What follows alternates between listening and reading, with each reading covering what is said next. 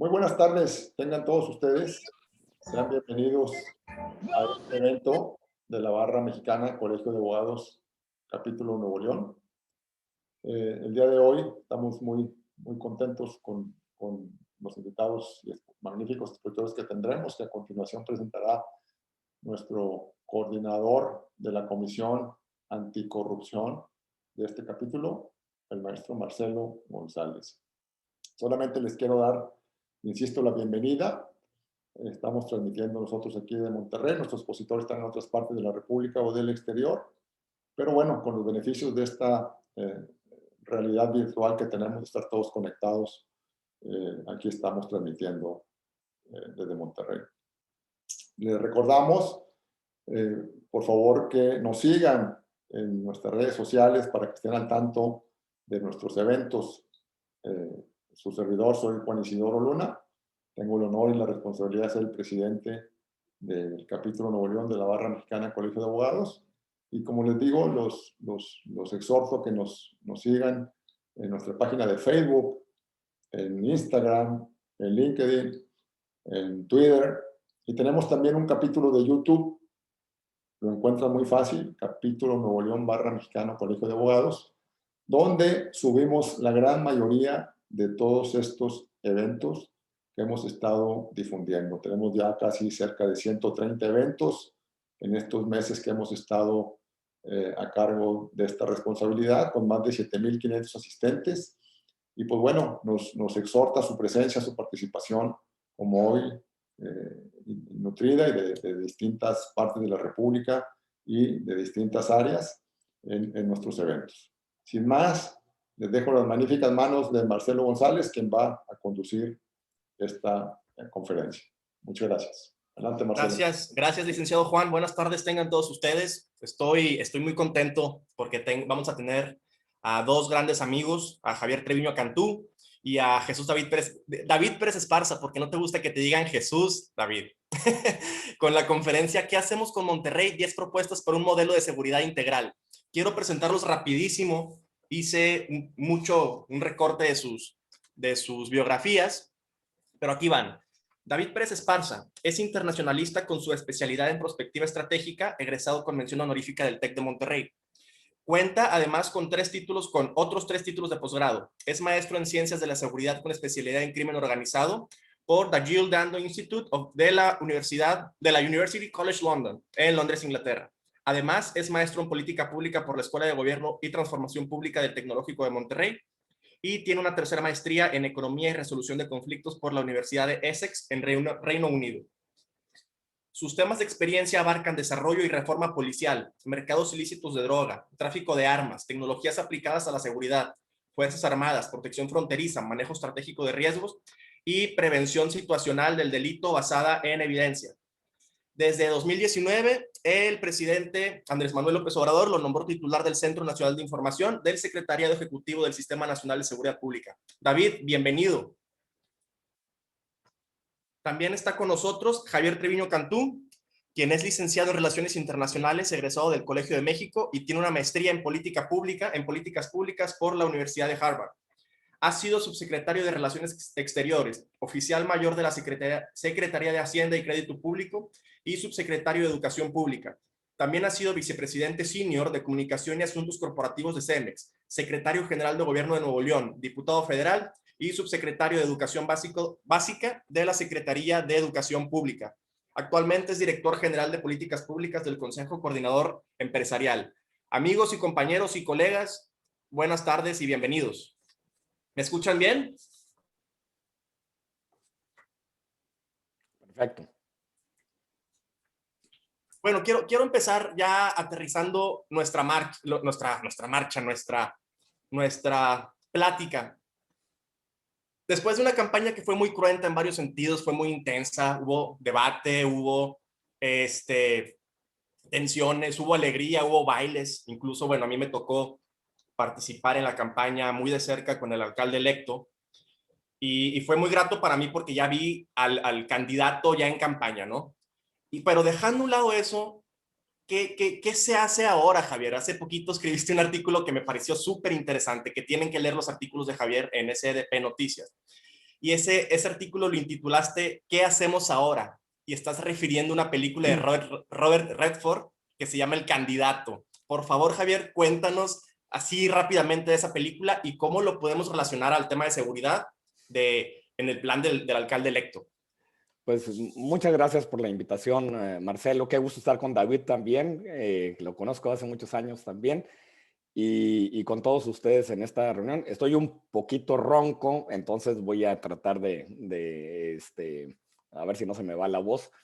Pero el triunfo de Samuel García y de Luis Donaldo Colosio me recordó justamente una película estadounidense de 1972 que vi hace mucho tiempo. La película se llamaba El Candidato y la protagonizaban Robert Redford y Peter Boyle. Y fue incluso ganadora de un Oscar al mejor guión original. Y en resumen, la película trata de lo siguiente. El consultor político, experto en elecciones, debe encontrar un candidato demócrata para oponerse al senador de California, que era Crocker Jarmon, que era un republicano muy popular, y puesto que la tarea era difícil y al no encontrar a un demócrata de renombre, pues Lucas encuentra a alguien que se llamaba Bill McKay, que era Robert Redford, el hijo idealista, guapo, carismático del exgobernador de California, John McKay. Y con la propuesta de Lucas a McKay, bueno, pues no había nada que perder, porque todo el mundo pensaba que Jarmon era invencible. Entonces McKay sería libre de hacer la campaña diciendo exactamente lo que le diera la gana. Y McKay acepta porque ve en esa campaña pues la oportunidad de difundir sus valores, de difundir sus ideas. Y sin una oposición demócrata seria, bueno, pues McKay navega hacia la nominación de la candidatura solo por su nombre. Y Lucas le tiene entonces una noticia preocupante porque según las últimas encuestas le dice, pues vas a ser derrotado por un margen abrumador. Y le dice que el partido esperaba que perdiera, pero no que fuera humillado con una derrota así. Entonces se ponen a operar, moderan su mensaje para atraer a una gama más amplia de votantes.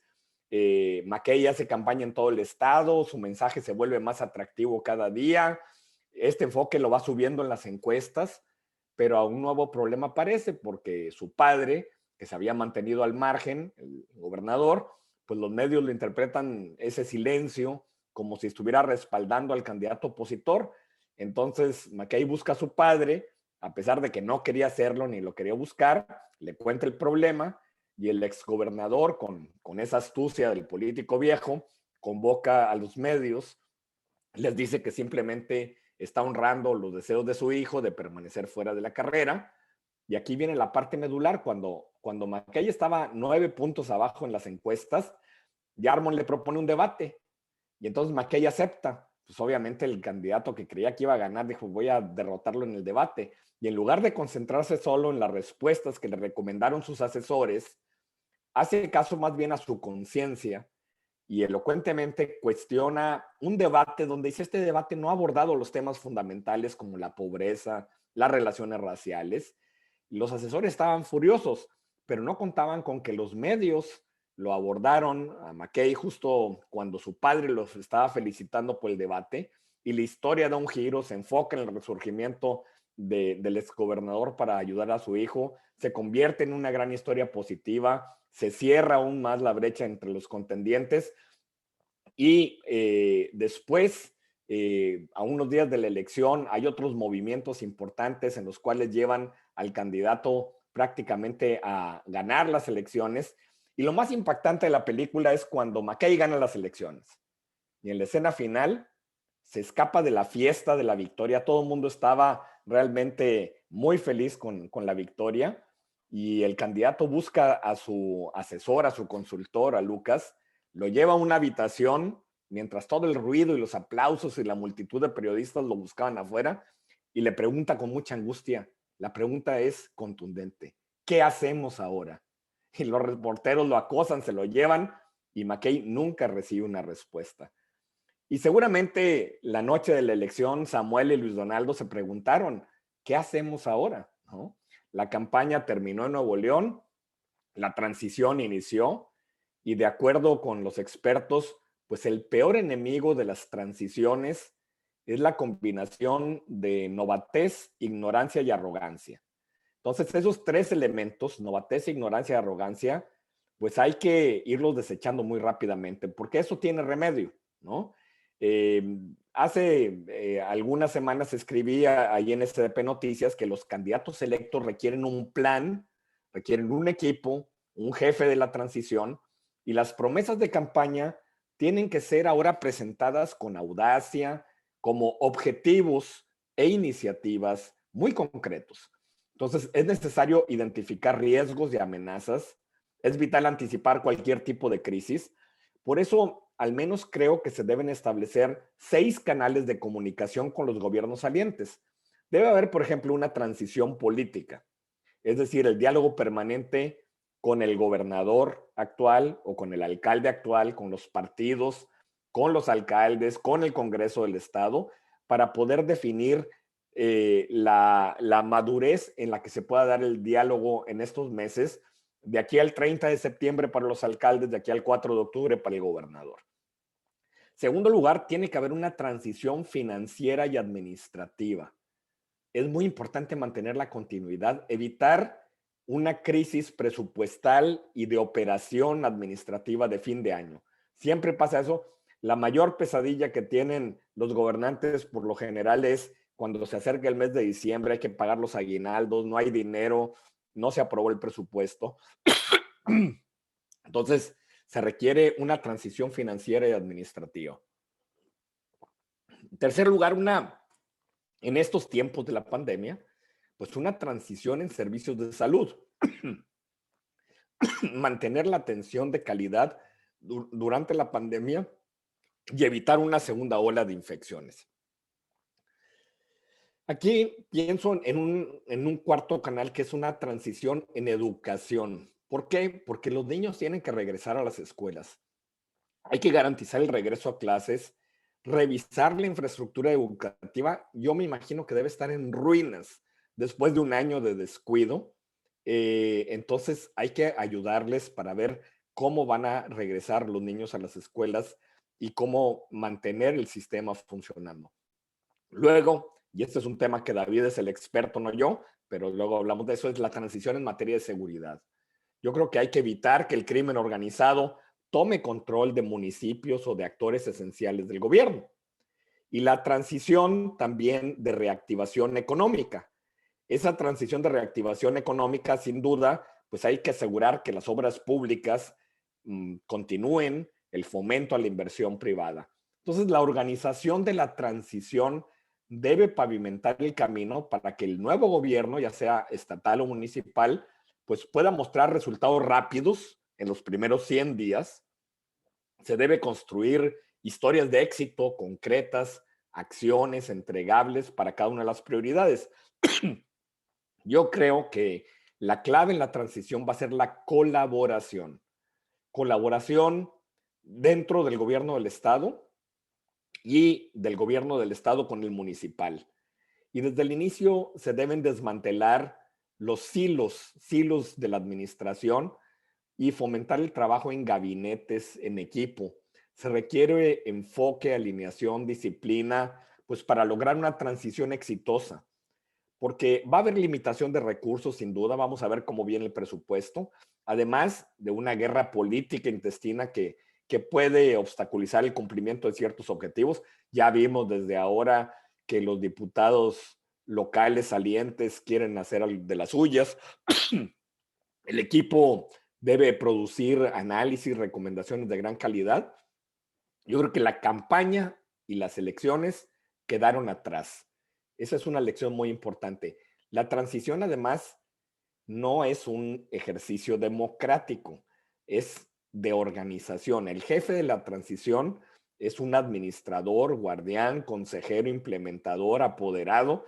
Entonces se tiene que establecer un equipo de transición que no es solo invitar colaboradores que aspiran a convertirse en servidores públicos, sino considerar pues, sinergias colectivas, capacidad de colaboración, romper los hilos, ver estratégicamente hacia adelante. Entonces es muy probable que durante la transición se enfrenten crisis, desde un desastre natural hasta disturbios sociales, desde una crisis de seguridad hasta el empeoramiento de la situación de salud, desde una crisis en las escuelas con los maestros hasta conflictos laborales.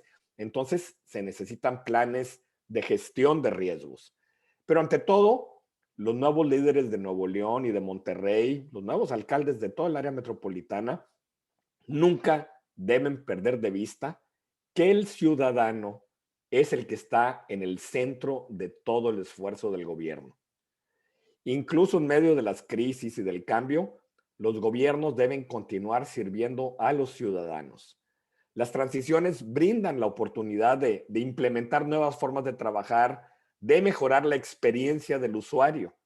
Y yo creo que Samuel y Colosio van a tener que reflexionar sobre sus objetivos, estrategias, capacidad de colaboración con base en un enfoque de diseño centrado en el ser humano, en el ciudadano. El objetivo es atender la verdadera necesidad del ciudadano.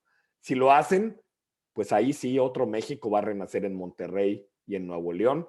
Y aquí me detengo por lo pronto. Gracias, Marcelo. De nada, Javier. Sigo contigo porque me interesa mucho tu experiencia como secretario general de gobierno durante la época del gobernador Medina, que en la época del gobernador Medina hubo una intensa colaboración con la iniciativa privada para crear una corporación policial que en su momento fue todo un éxito, que fue la Fuerza Civil. Por favor, cuéntanos, Javier, desde tu experiencia como secretario general de gobierno y como coordinador del Gabinete de Seguridad, ¿cuáles fueron los principales retos que viste en ese momento? ¿Cuáles fueron las cosas positivas en la implementación, las fallas en la implementación y qué cosas están fallando ahorita?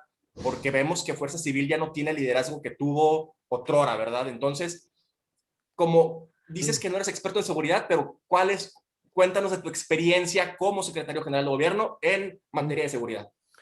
Con mucho gusto, Marcelo. Yo llegué como secretario general de gobierno en el 2009, pues casi como una propuesta del sector privado.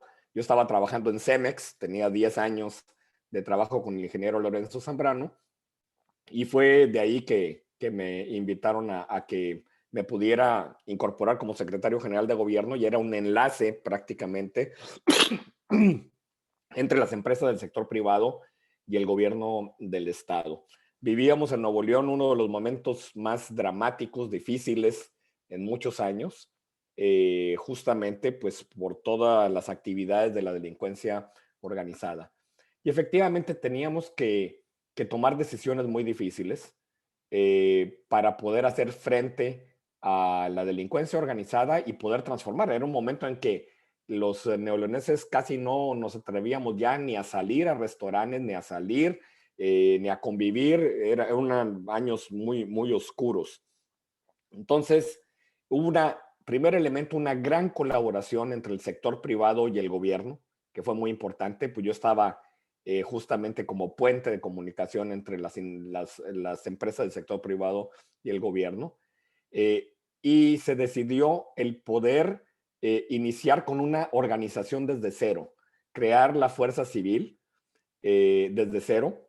Y eso pues fue algo muy importante porque hubo la participación de todas las áreas de recursos humanos de las principales empresas de Nuevo León para poder tener un plan de reclutamiento de los nuevos policías con todos los adelantos de la ciencia y sobre todo con las pruebas de control de confianza para poder asegurarnos de que a quienes se iba a contratar y a capacitar para ser integrantes de Fuerza Civil iban a ser los mejores.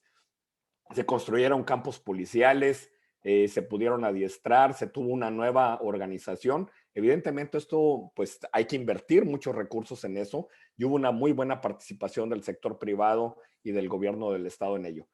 Pero ¿qué había que hacer mientras se integraba una fuerza civil? Había que trabajar simultáneamente en otros 3 frentes importantes.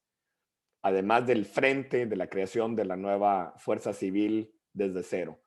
Era el frente de la colaboración con el ejército y con la marina y con las fuerzas federales en realidad, pero hubo una gran colaboración con la Secretaría de la Defensa y la Secretaría de Marina, y justamente fue con ellos que pudimos pues fortalecer los patrullajes y pudimos fortalecer las diferentes operaciones mientras nos dedicábamos a construir la nueva Fuerza Civil. Pero había un tercer frente que era fundamental y también había que trabajarlo simultáneamente. Y ese frente era limpiar las policías municipales. Las policías municipales en el área metropolitana de Monterrey estaban al servicio de la delincuencia organizada prácticamente.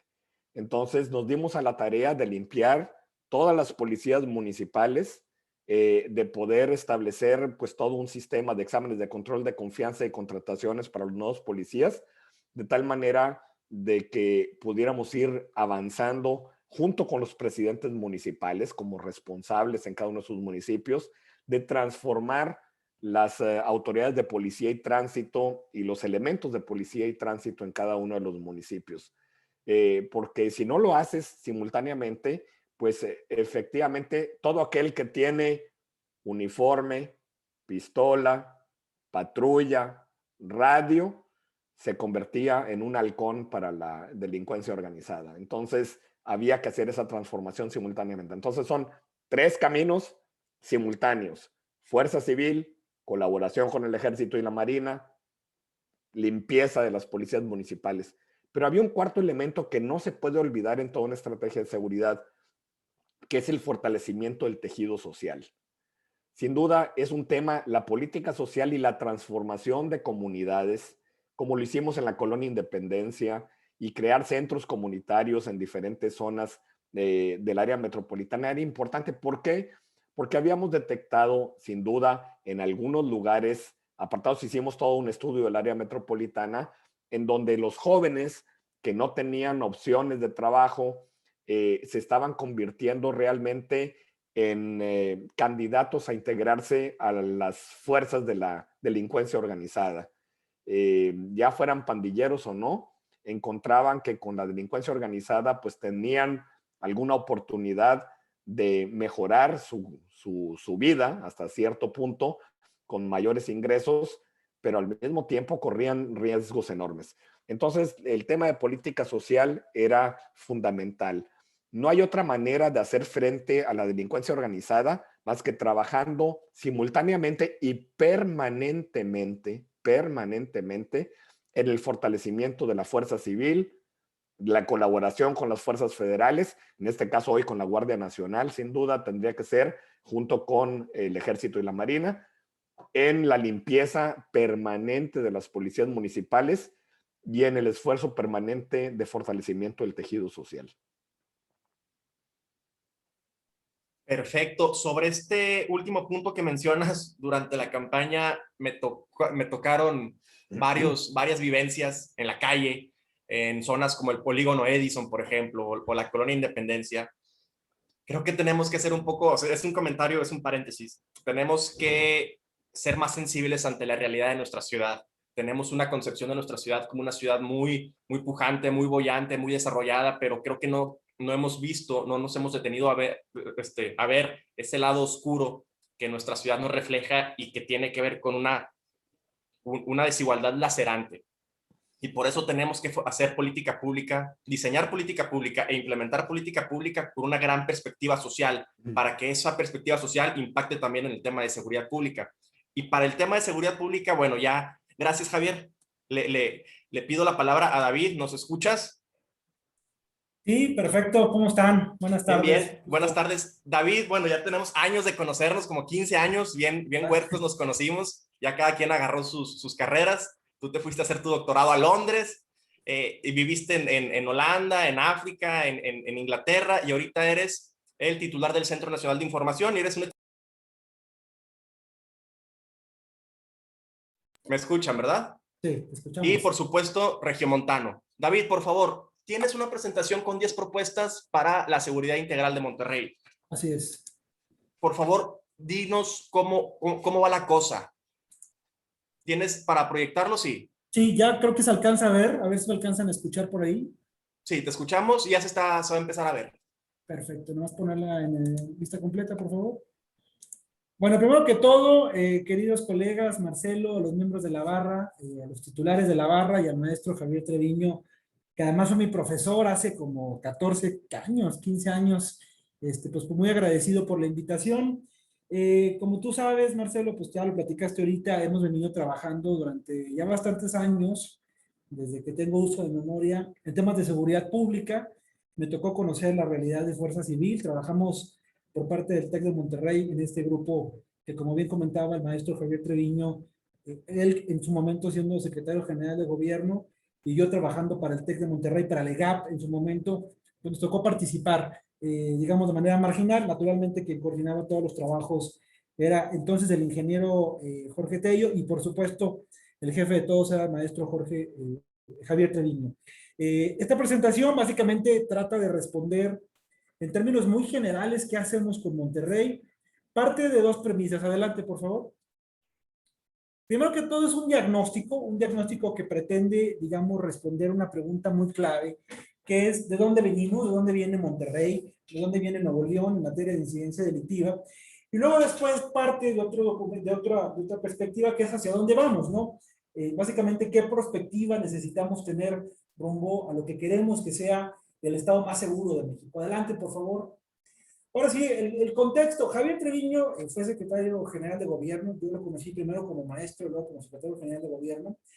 Y esto es lo que pasaba en los últimos meses, digamos, de la administración de Felipe Calderón. Teníamos naturalmente homicidios dolosos en todo el país, pero se concentraba, como siempre ocurre, en algunos municipios. Ustedes pueden ver el caso de Nuevo León y pueden ver cómo la zona metropolitana de Monterrey, esto es lo que le tocó, digamos, resolver a Fuerza Civil, y como Tamaulipas, en particular el caso de Reynosa, Nuevo Laredo, sobre todo en Nuevo Laredo, pues era un problema importante lo que implicaba y que está regresando.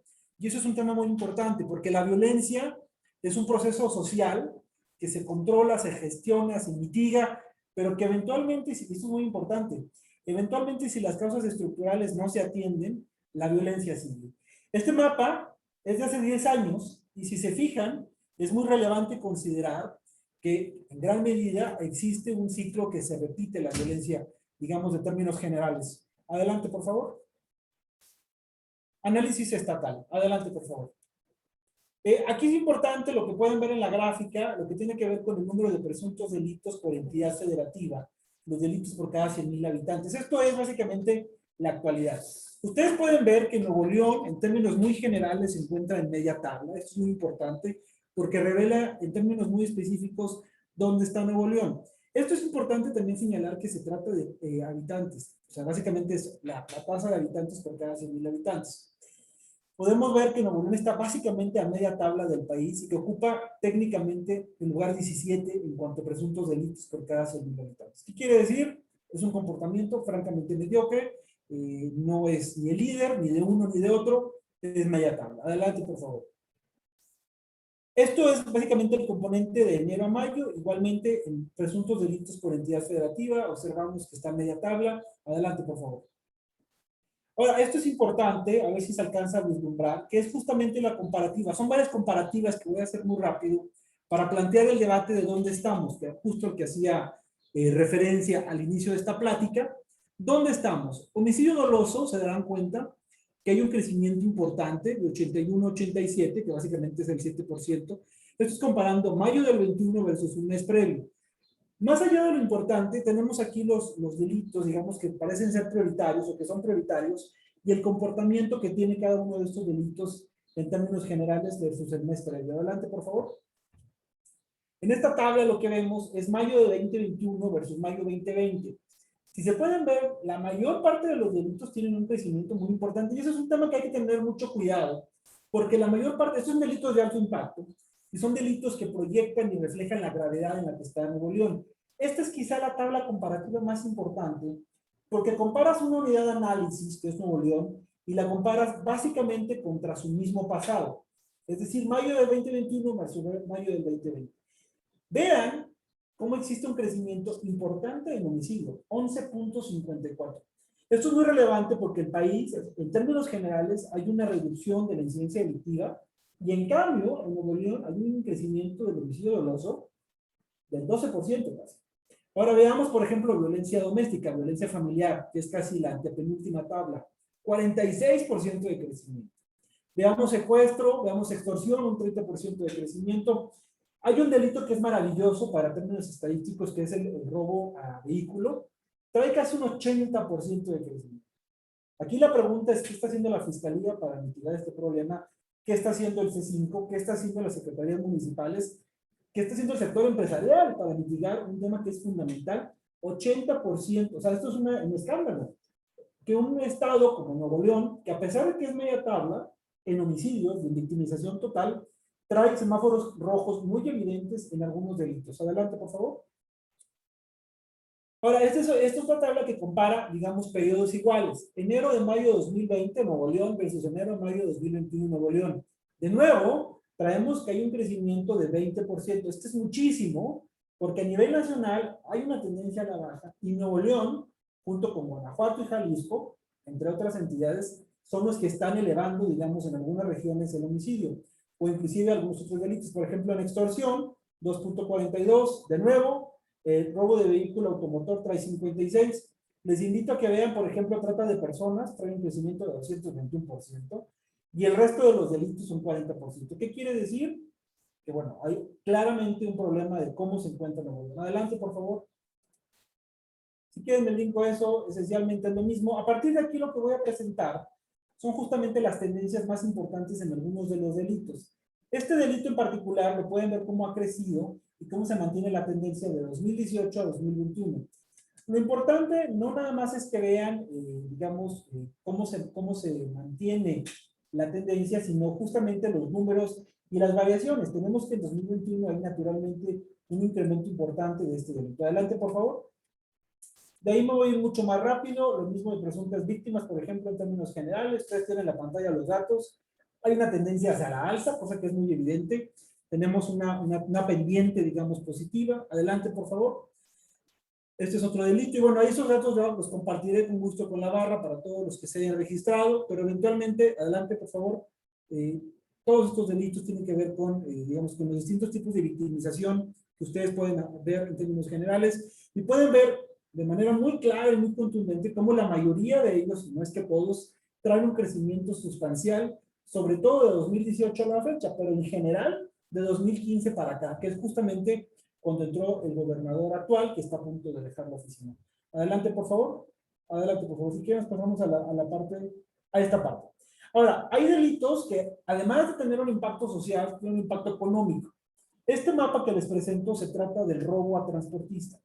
Fíjense cómo las entidades, cómo el top 5 concentra, digamos, la mayor parte de los robos a transportistas. Eso es importante, y Javier no me dejará mentir, Javier te conoce muy bien a los empresarios, porque esto implica miles de millones de dólares, y en muchos sentidos. Para empezar, las primas de seguro, para empezar la calidad de la empresa, la incapacidad para posicionarse como empresas, como por ejemplo el best place to work, y todo lo que tiene implicaciones en materia de competitividad. O sea, es un dilema y un debate que en entidades como Nuevo León y en la zona metropolitana de Monterrey tiene un impacto brutal, porque pueden representar el 5 o 6% o el 30% de utilidades de una industria. Y vean, Nuevo León, por ejemplo, tiene un problema de robo con violencia y sin violencia. En total, 21. Dirán ustedes, bueno, no es el primero, no, pero realmente está en el lugar número 6 en términos nacionales. Y si se fijan, esto es bien importante, es la entidad con mayor cantidad de asaltos y robos a transportistas de toda la frontera. ¿Qué quiere decir eso? Que al lado de Tamaulipas, que a pesar de que tiene muchos problemas, es nada, ¿eh? Al lado de Coahuila, que es su frontera, es nada. Esto tiene un impacto enorme, porque ¿qué quiere decir si yo muevo trenes, o si yo muevo aviones, o si yo muevo logística? Esto representa naturalmente un costo estratégico para las empresas. Adelante, por favor. Nuevo León, a pesar de tener un territorio relativamente pequeño a nivel nacional, representa el casi 3% del total de robo al transportista. O sea, realmente no se compara con el Estado de México, ni con Michoacán, ni con San Luis Potosí, ni con Jalisco por el territorio, y sin embargo, y eso es el tema importante, ya representa el 3%. O sea, 3 de cada 100 asaltos que ocurren en el país ocurren en las carreteras de Nuevo León. Y lo dejaría más claro, ocurre en 2 carreteras, ¿eh? No hay que perderse. En la Saltillo, Monterrey, y en la Monterrey, Nuevo Laredo. Adelante, por favor. En este caso en específico es el robo transportista. Ya les decía, bueno, en el periodo acumulado es de 9. Realmente es un problema importante, sobre todo por la importancia económica que tiene Nuevo León. Adelante, por favor. Toda esta información se la voy a dejar ahí, pero adelante lo que quiero dejar claro es, por ejemplo, del transporte público. Este es un problema elemental que está afectando principalmente a algunas ciudades y sobre todo, esto es a nivel Nuevo León, pero cuando uno ya no lo analiza a nivel urbano, uno se da cuenta que el problema de violencia se está concentrando de manera específica en algunos municipios y se me apuran, ya les platicaré al ratito de las propuestas, en algunos barrios o sectores. ¿Qué ocurre en Nuevo León? Robo transporte público es Apodaca, Juárez, García, el centro de la ciudad de Monterrey y Párale de Contar. Ahí es donde uno puede focalizar justamente los esfuerzos. A pesar de ello, como se fijan a nivel nacional, no llega a los primeros lugares, pero sí está a media tabla y es importante destacar que es una de las entidades con mayor crecimiento en este tipo de violencia. Adelante, por favor.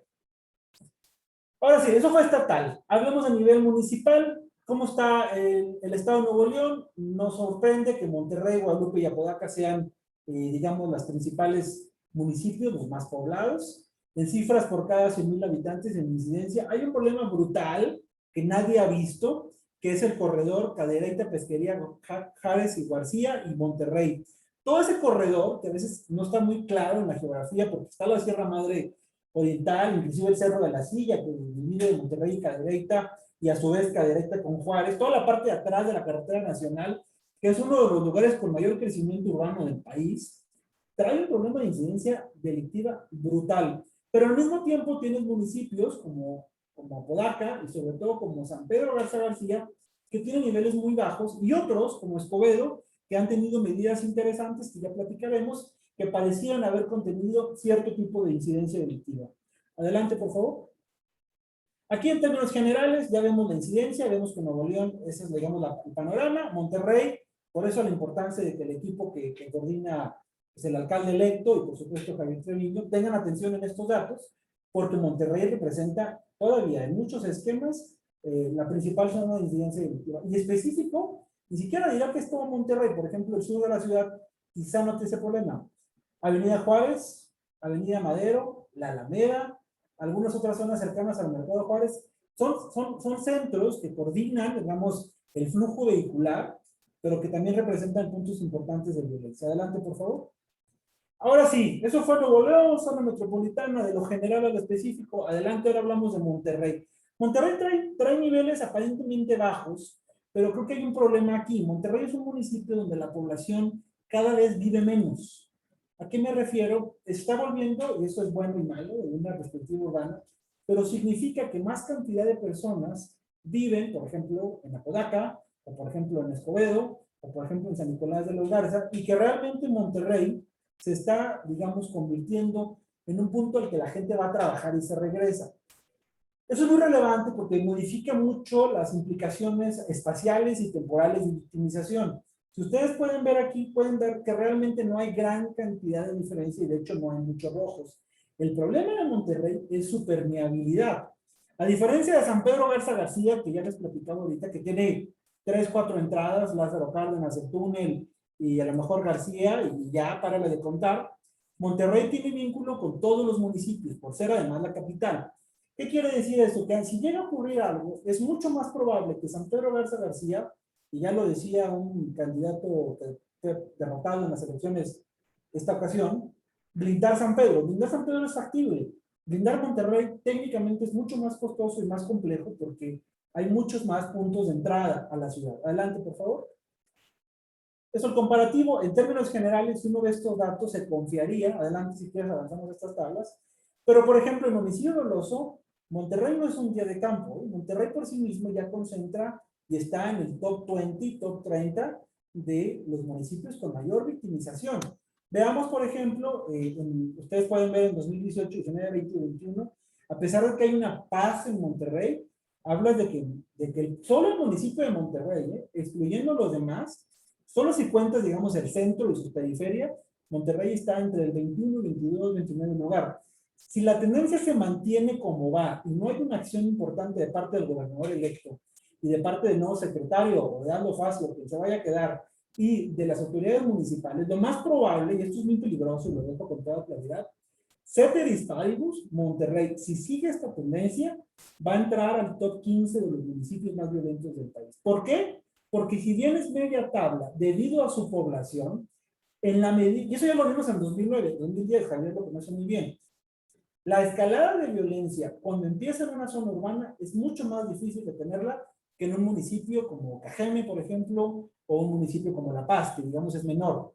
Si la violencia llega a Monterrey y se apodera e infiltra a las policías, como ya lo hizo varias veces, estamos en un problema. Esta gráfica, si tú la ves, parece que no hay un problema mayúsculo, pero nótense, el ranking te habla de que Monterrey no está, debería ser, para ser un municipio modelo, está pegado al ranking 2400, o sea, de los más pacíficos.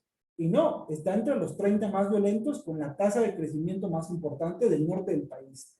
Esa es una advertencia que lo dejo sobre la mesa para el debate. Adelante, por favor. Delitos de robo transportista. Monterrey no tiene un problema, pero Nuevo León sí. ¿Por qué Monterrey tiene un problema? Porque los transportistas no entran a Monterrey. Cuando uno ya ve, es como decir un tema de robo a transporte ferroviario. Monterrey no es un punto de, porque ya los trenes ya salen de la zona metropolitana. Y esto es cuando uno tiene que tener mucho cuidado. Hay un libro muy bueno, How to Lie with Statistics. Si tú ves esto, dices, oye, Monterrey es Suiza, ¿verdad? Y a lo mejor en cierto sentido lo es, pero realmente cuando uno conoce Monterrey, uno tiene trabajo de campo, se da cuenta que es una falacia porque realmente no hay transportistas en Monterrey, por eso no hay una gran victimización. Adelante, por favor. Adelante, por favor. Robo de transporte, robo transeúnte, ese es un problema básico. Ahí hay que cuidar Calzada Madero, todo el primer cuadro, el Mercado Juárez, lo que tiene que ver con la Alameda Central. O sea, son puntos donde la gente se baja del camión, se sube a otro. Y aquí lo planteo y lo voy a platicar más adelante. Es necesario, urgente, rediseñar el sistema urbano de transporte y movilidad sustentable de la capital regiomontana, porque estamos ante un modelo fallido de rutas sesenteras y sesenteras que no han evolucionado y que no comprenden, por ejemplo, que la población actual no tendría por qué ir a la capital, al centro de la ciudad, cuando, por ejemplo, va a ser un transcurso o un trayecto a García, a Cadereyta o a alguno de los municipios metropolitanos. ¿Qué quiere decir? Lo voy a platicar al ratito. Hay que reinventar la ciudad de Monterrey desde el ámbito espacial. Adelante, por favor. Robo de vehículo, como todo esto es gravísimo porque significa que es uno de los delitos, ustedes lo saben, los que han estudiado este tema, sobre todo los abogados, los penalistas, es un delito con poca cifra negra. Si usted ve la tendencia, se mantiene, esto significa que Monterrey va a encabezar de nuevo, como ya lo hizo en 2010, 2011, 2013 y hasta 2014, las listas de ciudades con más vehículos robados. Esto tiene un impacto familiar y presupuestal económico brutal, pero además es importante destacar que esto facilita la movilización criminal. O sea, ¿por qué te roban el vehículo? Porque la van a utilizar para mover cuerpos, partes, menores, prostitución, drogas, armas. Y esto lo dejo como otra hipótesis de trabajo. Cuando hay un incremento del robo de vehículos automotor y la tendencia se mantiene estable, eso significa, eso lo dejo muy claro, que hay un tema de apoderamiento criminal no monopólico en la ciudad. ¿Qué quiere decir eso? Que si no se detiene esta tendencia, lo que va a ocurrir es va a ser una exponenciación sustancial del homicidio doloso vía confrontación por rivalidad delincuencial. Adelante, por favor. Ahora sí, Marcelo, no sé si me detengo o hablo rápido de las 10 propuestas. ¿Qué proponen? Yo propongo que rápidamente te avientes las 10 propuestas para la seguridad, que nos detalles de dónde está flaqueando Monterrey, qué nos falta, qué debemos de implementar ya con base en la exposición que nos diste. Adelante, por supuesto. La primera propuesta tiene que ver con cobertura territorial. A ver, hay un problema, y ya lo dijo el gobernador electo y el alcalde electo, y lo han dicho muchas personas. Tenemos un problema de orden policial brutal. No tenemos, nunca logramos, y Javier no me dejará mentir, fue un drama conseguir policías en Monterrey. Hubo que invitar a mexicanos patriotas de otras entidades a que vinieran a trabajar. Pero hay un problema. Fuerza Civil está en un modelo de rotación elevadísima, porque la gente viene a Monterrey, es policía 6 meses y luego se va a trabajar a Telcel, o se va a Whirlpool, o se va a FAMSA, o se va a Banorte, y hay que traer a más gente. Y eso es un costo operacional brutal. Ahora, ¿por qué la gente hace eso? porque ahí hay que reconocerlo, Fuerza Civil no ha logrado un esquema de salarios y de prestaciones suficiente que permita mitigar la altísima tasa de rotación que trae la policía, tanto a nivel municipal. Hay municipios que traen tasa de rotación del 45%. Imagínense que ustedes son empresarios y básicamente la mitad de su fuerza operativa cada año se va. Se pierde mucho capital. Adelante, por favor. Aquí hablamos de salarios. Si quieren, me voy más rápido. Hay un problema gravísimo. A ver, ¿quién está dispuesto a ceder su vida, a perder su vida por 15,000 pesos? No se han actualizado los presupuestos ni los salarios de Fuerza Civil. Si quieres construir la mejor policía de América Latina, tienes que pagarle bien a la mejor policía de América Latina. El discurso tiene que ir orientado al lado de la lana, porque si no, es puro rollo. Adelante, por favor. Propuesta número 2, ya lo decía, no nada más el salario, sino todo el esquema que hemos propuesto desde el Secretario Ejecutivo, y lo digo muy claro ahí en la lámina. Tenemos que colocar a Fuerza Civil como la mejor policía en México y América Latina. Si no tenemos claro ese objetivo, estamos perdidos. Adelante, por favor. Confiabilidad y profesionalización. El modelo nacional habla de que los policías deben tener profesionalización y confianza.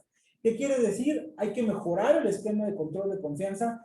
Actualmente es una simulación, no funciona en muchos estados. Hay que revisarlo con la federación, pero los estados tienen que hacer su puesta y tienen que entender que hay esquemas como el CUP, por ejemplo, que es responsabilidad, que no han cumplido. Adelante, por favor. Propuesta número 3, hay modelos interesantes, inclusive a nivel local. Un gran ejemplo de San Pedro Garza García con su modelo de justicia cívica. Monterrey tuvo algunos aciertos, pero muy débiles, la verdad. Escobedo me parece que es un ejercicio que yo pondría sobre la mesa, porque logró 3 o 4 cosas, me voy muy rápido. El modelo de proximidad, el Proxpol, la policía Proxpol, me parece que es un modelo que hay que tratar de estudiar, en su caso imitar. El modelo de policía de investigación que permite a los policías locales hacer lo que la ley siempre les ha permitido, que es investigar el delito, con énfasis en aquellos delitos, por ejemplo, como de índice doméstico o de robo de casa habitación.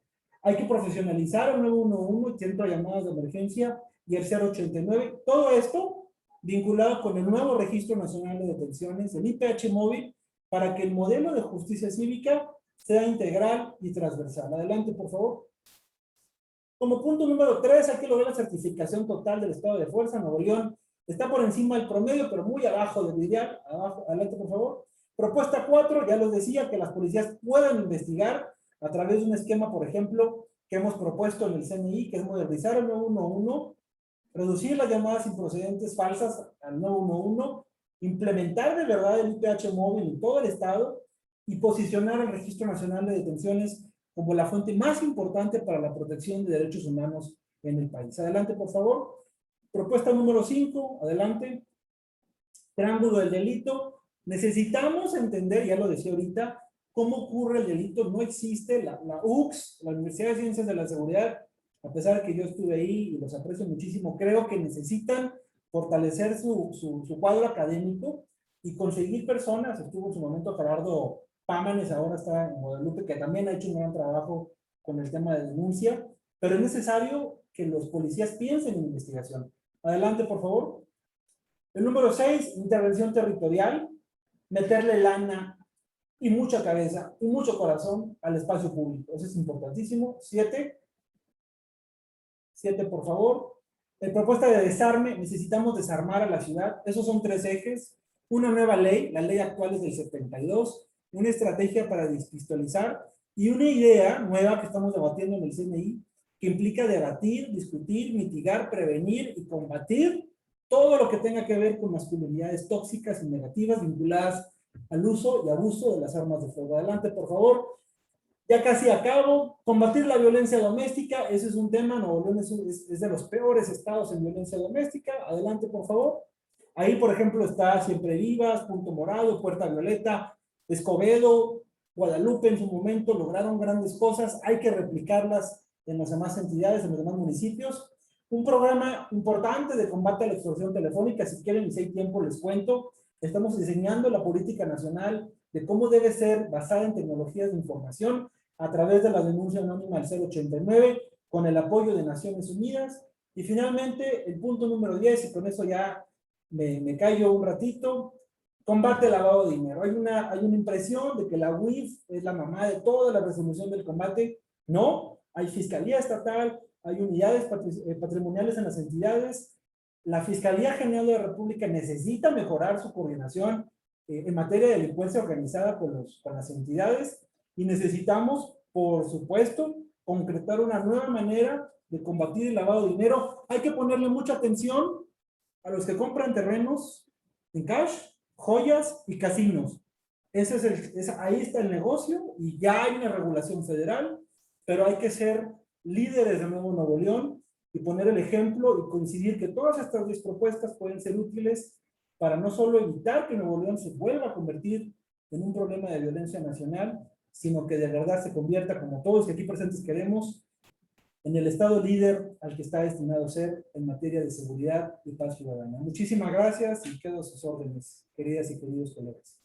Muchas gracias, David. Una pregunta de mi parte, quizás un poco pueril, pero mencionaste que la mayor concentración de violencia o de delincuencia común, bueno, los términos, no soy experto en seguridad, pero lo llamo delincuencia común, está concentrada en el área de la Alameda, de la Avenida Juárez, de la Calzada Madero, etcétera. ¿Por qué es eso, David? ¿Es por ser un centro de movilidad, de que las personas van de ese punto a sus casas, o por los giros negros, o a qué le atribuyes que esa zona en específico del centro sea tan peligrosa? A mí me causa terror. Yo camino por el centro o me trepo un camión o cosas de esas, y sí veo a nuestra ciudad muy deteriorada, sobre todo en esa zona. Entonces, ¿a qué se debe que la violencia esté concentrada en ese punto?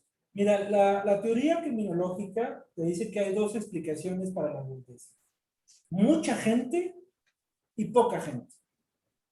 Vamos sobresimplificando, 100 años de criminología. Mucha gente y poca gente. ¿Por qué quiere decir mucha gente? Si tú tienes, vete, por ejemplo, un parador aquí en Indios Verdes, aquí al ladito, ¿no? O no sé, a Iztapalapa, con 2 millones de personas. Muchísima gente. ¿Por qué mucha gente quiere decir posibilidades para victimizar y ser victimizado? Porque hay muchas oportunidades para el delito. Eso ocurre en las avenidas que dije. Monterrey tiene los dos problemas. Monterrey Centro, hablo de de Félix Gómez a Carranza y de Colón a Constitución. El primer cuadro, exacto. El primer cuadro. Por un lado, tienes mucha gente en 5 o 6 avenidas. Entre Venustiano Carranza y, ¿qué te gusta? Y Cuauhtémoc, es tierra de nadie. Hay prostíbulos, picaderos. El 70% del suelo está destruido, porque realmente, destruido me refiero económicamente, no hay actividad económica. Las policías no patrullan, hay table dance, y no es un argumento moralino, no es un argumento de que eso no puede existir, es un argumento estratégico. ¿Qué quiere decir? Monterrey, y esa es la importancia de que el equipo entrante entienda este problema, es mucha gente en muy pocas zonas y nada de gente en todas las zonas. Por eso yo hablaba, necesitamos, es una propuesta que yo he venido insistiendo una y otra vez más, Monterrey no se va a pacificar hasta que no entienda que su punto neurálgico es el centro de la ciudad de Monterrey. Necesitamos reinventar Monterrey. La mitad del centro de Monterrey no solamente es un nudo negro de problemas, sino que resta competitividad económica, incrementa violencia, incrementa seguridad. Vete, por ejemplo, no sé, a calles como ¿qué te gusta? Todo lo que es pegado a Venustiano Carranza, Miguel Nieto y todo eso, no hay competitividad, no hay atracción, no hay usos mixtos. Si tú te fijas, la mayor parte de las ciudades europeas, y ya con esto termino su intervención, son buenas, atraen capital, porque hacen varias cosas. Están en Europa y hay mucha lana. Pero más allá de eso, vete a Barcelona, vete por ejemplo a Londres, donde conozco muy bien, París. Son ciudades que entienden que el territorio tiene que reciclarse de manera constante basado en la innovación. Monterrey tuvo un error, que es haber permitido el crecimiento dramático, salvaje e irresponsable de gobiernos anteriores para construir, por ejemplo, en Suazo o en Ciénaga de Flores, cuando tienes terrenos vacíos y abandonados en el centro de la ciudad. El modelo urbano de Monterrey es equivocado, y la violencia que ocurre en esa ciudad será resultado no solo de la policía, y no solo de la sociedad civil y la academia, sino de aquellos empresarios inmobiliarios irresponsables que no entendieron que hacer negocio también iba dentro de la ciudad, y un Estado que tiene la obligación, junto con los municipios, de entender el territorio como aquel lugar donde ocurre y confluye las pasiones, las emociones y los conflictos, y por ende la posibilidad de mitigarlos. Gracias, David. Javier, bueno, esta pregunta va para ti por ser el asesor principal del alcalde electo. Luis Donaldo Colosio ya se ha posicionado al respecto de que al final de su trienio proyecta que la policía regia vigile la totalidad de Monterrey, porque ahorita hay un problema que ahorita quiero que nos lo expliques, por favor, que Monterrey no es controlado en materia de policía por su corporación, por la policía regia, sino por fuerza civil. Hay un territorio que es controlado por Monterrey, otro por fuerza civil, ahí hay un desbarajuste, hay una descoordinación, hay una lucha, una disputa que lleva añales. Entonces, ¿qué falta para que le devuelvan a Monterrey el control de su policía? ¿Es un asunto de voluntad política? ¿Es un asunto meramente técnico de coordinación entre el Estado y el municipio? ¿O qué elementos tú vislumbras para que se lleve a cabo la pretensión del alcalde electo? Bueno, gracias, Marcelo. Yo primero quiero felicitar a David porque fue una extraordinaria presentación. Yo creo que nadie más sabe como David los temas de seguridad, y ahora con la especialidad en el caso de Nuevo León, Monterrey, me gustó mucho. Realmente tienen información muy valiosa, muy importante, y muchas gracias, David, por compartirla con nosotros. Efectivamente, Marcelo, el tema que es realmente insostenible es que en la ciudad de Monterrey esté dividida y esté patrullada y esté cuidada de una manera poco eficiente por la Policía Regia por un lado y por el Fuerza Civil por el otro. Se requiere un acuerdo político, perdón, se requiere además coordinación y se requieren presupuestos, se requieren recursos para que el municipio de Monterrey se pueda hacer cargo, y eso es el objetivo, se pueda hacer cargo pues de poder tener la vigilancia en todo su territorio por parte de la policía municipal, que eso es lo que tiene que hacer. Entonces, yo creo que es una tarea importante, y me imagino que se va a poder dar en las conversaciones que tengan el alcalde con el gobernador, de tal manera de que podamos avanzar de una vez por todas. Era muy difícil en otras ocasiones el tener este tipo de conversaciones cuando había un alcalde de un partido y un gobernador de otro. En este caso, yo creo que se puede dar, pero hay temas presupuestales importantes, temas de coordinación importantes. Y además, por el otro lado, yo creo que y ahí David tiene mucho más experiencia que yo en esto, los temas del área metropolitana, cuando se requiere pues realmente una coordinación y una mejor unificación en materia de tecnología, en materia de recursos, para tener una mayor incidencia en el combate a la delincuencia.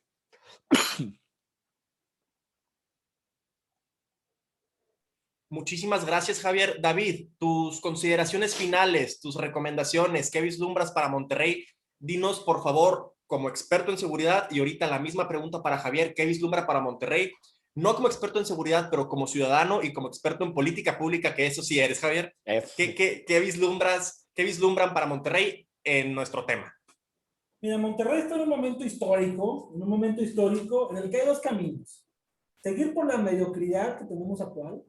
La verdad es un sistema mediocre que no detiene, que no investiga, que tiene grandes debilidades estructurales en materia de prevención del delito, en materia de captación de talento, en materia de competitividad. O sea, creo que los números que planteo esconden la realidad de lo gravedad que es. Creo que en términos generales hay mucho que hacer. Por ejemplo, la música, el teatro, el deporte puede hacer cambiar la vida de muchas personas.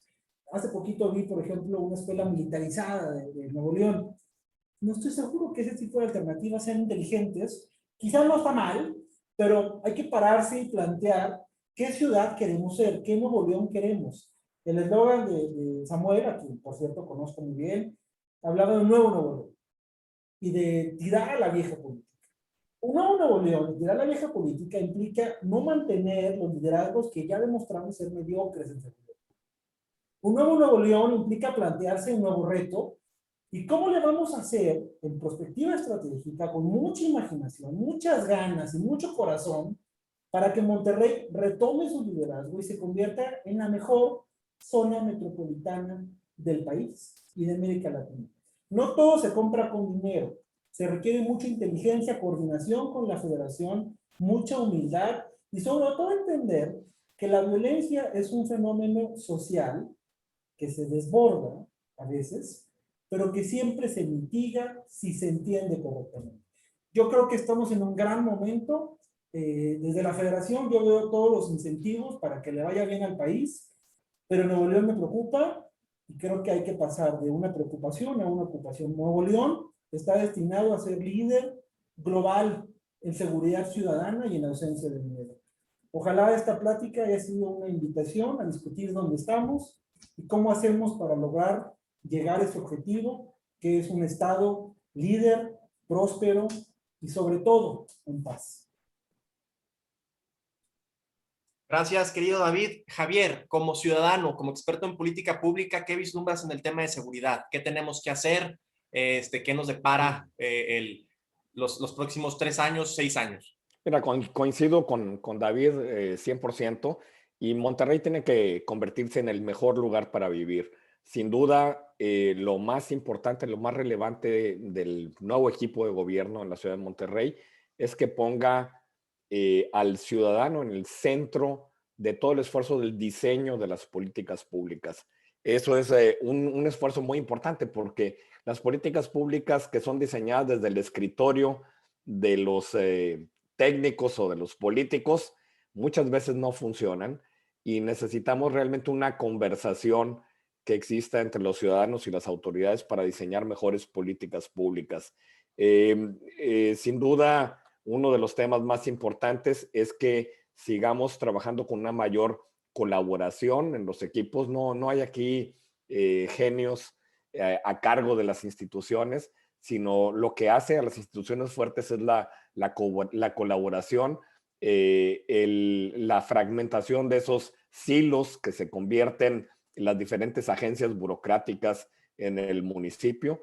Y por el otro lado, que podamos lograr que el gobierno municipal y el gobierno del estado trabajen de la mano en materia de seguridad para transformar la calidad de vida de la gente. Yo estoy seguro que lo van a hacer. Yo creo que Luis Donaldo y Samuel van a hacer un buen equipo, y que vamos a tener muy buenos 3 años de gobierno. Claro que sí. Ahorita, Javier, sobre lo que dices de las políticas públicas de escritorio, quiero contar rápidamente una anécdota. Hace un tiempo yo tuve una jefa, excelente persona, una profesional preparadísima, María Angélica Luna Parra, que en paz descanse. Ella fue secretaria del Indesol, y ella nos gritaba y nos decía: tenemos que dejar a un lado las políticas públicas de escritorio, tenemos que tener esa sensibilidad, tenemos que tener lo que la gente vive y siente para empezar a implementar esas políticas y hacer políticas realmente acordes a la necesidad de la gente. Porque si hacemos políticas basadas en números, solamente en estadísticas, solamente en sensibilidades académicas, van a existir ciertos sesgos que no nos van a poder permitir implementar la política y que sea de manera eficaz. Entonces, ahorita que dijiste sobre las políticas públicas de escritorio, me llamó mucho la atención porque tuve ese recuerdo, y es cierto. No lo digo, este comentario no lo digo porque yo haya estado cerca de Luis Donaldo, para nada, porque sabemos que muchas personas, al hablar de sus jefes o de sus superiores jerárquicos directos, empiezan como que se ciegan, y no, para nada. Me tocó ver a Luis Donaldo en la campaña. Creo que es una persona sensible, es una persona humilde, es una persona muy preparada, y creo que tiene esa sensibilidad y ese ímpetu para tener a ese Monterrey, para atender a ese Monterrey olvidado. Porque es impresionante, señores, damas y caballeros, cómo nuestra ciudad, como dije al principio, aunque pensemos que está muy desarrollada y que hay una riqueza generalizada, estamos, perdonen la palabra, bien amolados en muchísimos sentidos, a menos de 1 kilómetro del centro. Entonces tenemos que dejar a un lado las políticas públicas de escritorio, tenemos que hacer trabajo de campo, tenemos que trabajar con mucha sensibilidad.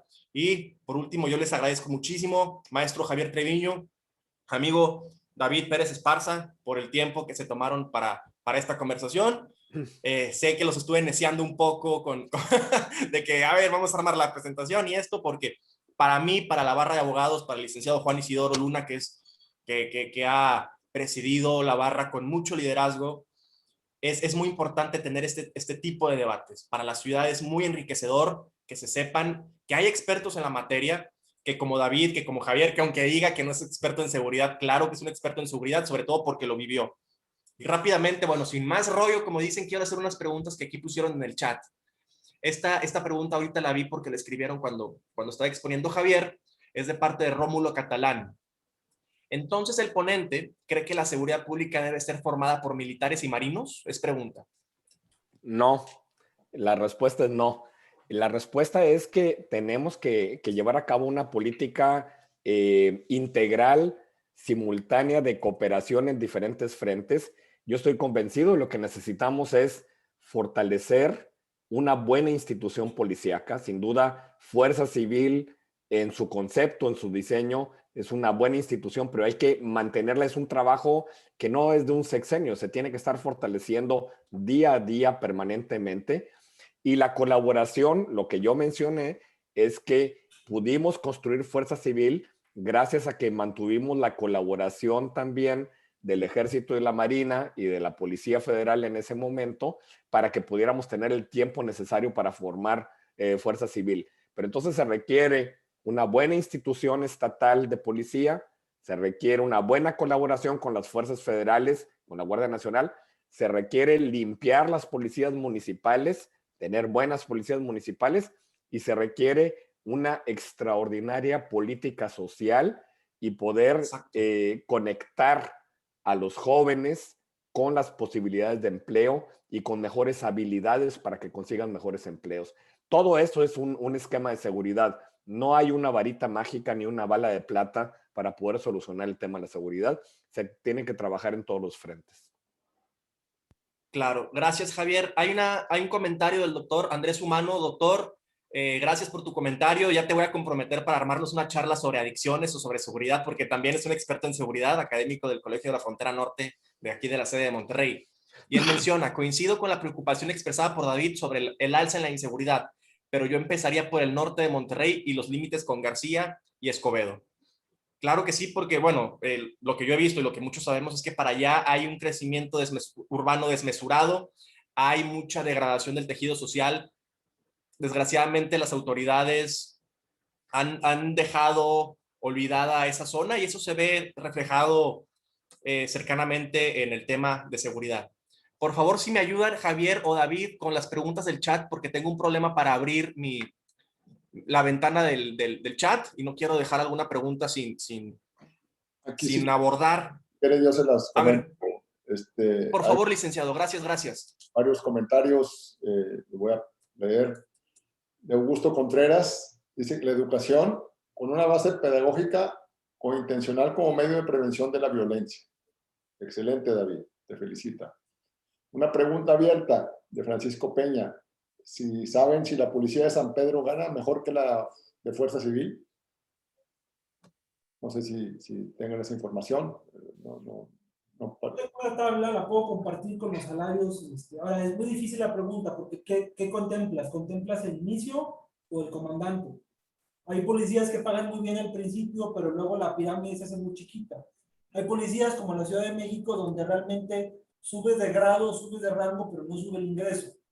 Lo que hacemos en el CNI, en un registro nacional que manejamos, uno de los 50, es ver escala básica, o sea, tu primer salario saliendo de la academia, el titular, o sea, el secretario o el director municipal, y luego el promedio.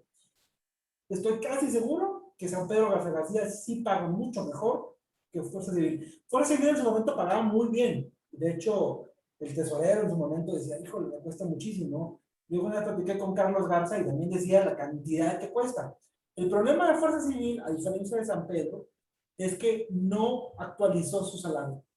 Entonces yo creo que hay un tema importante de, sí, en su momento 13,000, 14,000 pesos hace 10 años no son los 13,000 o 14,000 de hoy.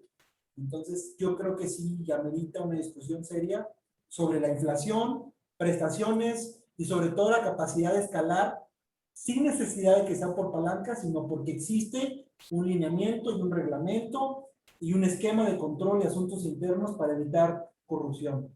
Y francamente, sí nos falta mucho todavía en Nuevo León. Hay un comentario de Andrés Humano. Dice, es difícil entender la actividad delictiva de Nuevo León sin su vínculo con Tamaulipas. El 90% de las llamadas de extorsión en Nuevo León provienen de penales en Tamaulipas y las carreteras a Nuevo Laredo y Reynosa son de muy alto riesgo con los grupos delincuenciales de Tamaulipas. También es importante no perder de foco el norte de Monterrey, en el delito asociado a pandillas. Esa zona es la de mayor riesgo. Bueno, ahí tiene toda la razón, mi estimado doctor Andrés Humano. El norte de Monterrey es enorme. Va desde San Bernabé, Apodaca y Escobedo. O sea, inclusive San Nicolás y Guadalupe, pero sobre todo Apodaca, Escobedo y San Bernabé. Monterrey tiene un problema de crecimiento urbano. ¿Qué quiere decir eso? Gran parte de la Mancha sigue creciendo, por ejemplo, rumbo a García. Ya hay algunos amigos que en tono de burla dicen que es Cumbres de Coahuila, ¿no? Cumbres de Durango, tan lejos lo que ha crecido esa mancha urbana. Y, por ejemplo, no existe transporte público de calidad, el metro no llega, no hay metrobús, está la ruta esta de tranvía, de metrobús, que está en la avenida Lincoln y Ruiz Cortines, pero realmente, y eso es lo que yo pensaba con reinventar la ciudad, no existe un plan maestro real que se esté implementando para mitigar esos traslados. Además de que implica gente, por ejemplo, ahorita si tú vas a García, personas que invierten 4 o 5 horas de su vida en un transporte público de pésima calidad. Eso es reinventar la ciudad y tiene toda la razón ahí el doctor Sumano. Comentario de Erika Wolberg. Se requieren recursos económicos para limpiar a las policías, para hacer efectivas las bajas de los elementos no probados, o en su caso reforzar el reglamento a instituciones como las comisiones de honor y justicia y las de asuntos internos para llevar a cabo procedimientos eficientes sin tener que pagar indemnizaciones. Creo que, bueno, estamos de acuerdo. Hay un comentario aquí, dice, de Víctor Cabrera. Creo que también tenemos que combatir la corrupción en los cuerpos policíacos. Bueno, pues esta es una... precisamente estamos actuando en este evento de la Barra Mexicana del Colegio de Abogados en la Comisión Anticorrupción y precisamente creo que estamos todos de acuerdo que es un tema no únicamente limitado a las policías, pero sí que tienen que atacarse también en ese rubro. No sé, Javier, ahí si quieres opinar algo. No, digo, coincido 100%, es de que sin duda es un muy buen comentario y a lo mejor podemos ver los demás para poder dar oportunidad. Bueno, de Augusto Contreras, está muy particular para David porque se hace referencia a su propuesta número 6. Dice que se requiere mucho de la regeneración del espacio público. De acuerdo con el modelo urbano, pues está equivocado, ¿verdad? Totalmente de acuerdo. Y por ejemplo, si tú vas a García o vas a Suazua, Ciénega de Flores, hay casas que miden 4x4 y caben 20 personas. Ese modelo urbano es estúpido en todos los sentidos porque quiere decir que el recurso público y privado se destinó a construir una mancha urbana. O sea, la mancha urbana fue vista como una gran paradoja, una gran falacia, asumiendo que entre más grande fuera la mancha, mejor era la ciudad. Las ciudades donde la calidad de vida es mayor, Copenhague, Estocolmo, inclusive Boston, por ejemplo, en algunas ciudades de Estados Unidos, no todas, son de alta calidad porque garantizan barrios más o menos autosustentables donde las personas pueden caminar, andar en bicicleta, tomar el transporte público o su vehículo, o una combinación de todas ellas, sin la necesidad de pasar 4 o 5 horas en el transporte público. En el mejor de los casos, porque en Suazo y Ciénega de Flores ni transporte público llega. No nos sorprendería que haya asaltos, por ejemplo.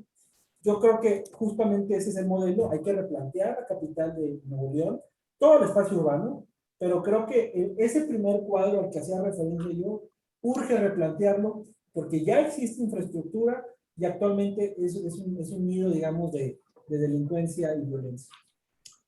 Hay un comentario de Javo, dice, excelente punto, urge meterle a más espacios públicos y diversificar los usos que tiene el centro, pero sin dejar de lado a quienes llevan años habitando ese espacio hostil.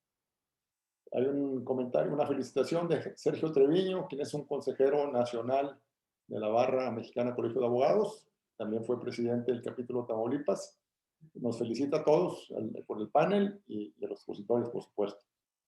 Otro comentario de Rómulo Catalán: el comportamiento del ciudadano refleja cómo es su policía local y viceversa. Por ello, el futuro de la sociedad está en manos de la policía. Hay una felicitación para Javier Treviño de parte de Ligia González, también destacada barrista y que te conoce muy bien allá de las confederaciones patronales en las que participan. Que pronto la tendremos, perdón por interrumpirlo, licenciado, pero a Ligia pronto la tendremos en una charla, así que ya estaremos anunciando, difundiendo el flyer.